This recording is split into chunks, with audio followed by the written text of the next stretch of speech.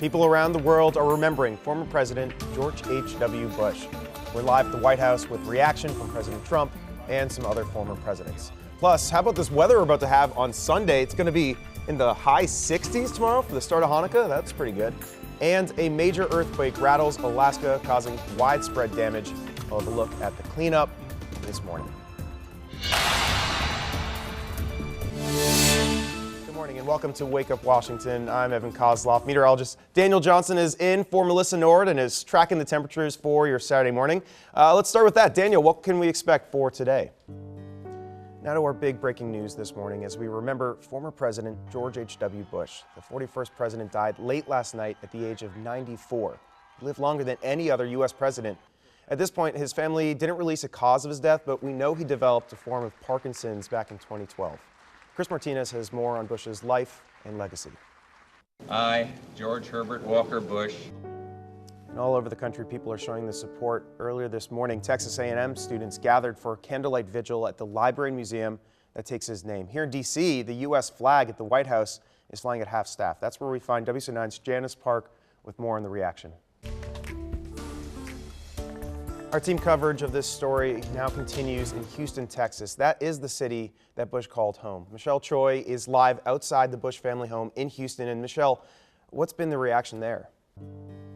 And here's something else that we really wanted to share with you this morning. It's the letter that George H.W. Bush left for President Clinton in the Oval Office the day his term ended. It reads, "Dear Bill, when I walked into this office just now, I felt the same sense of wonder and respect that I felt 4 years ago.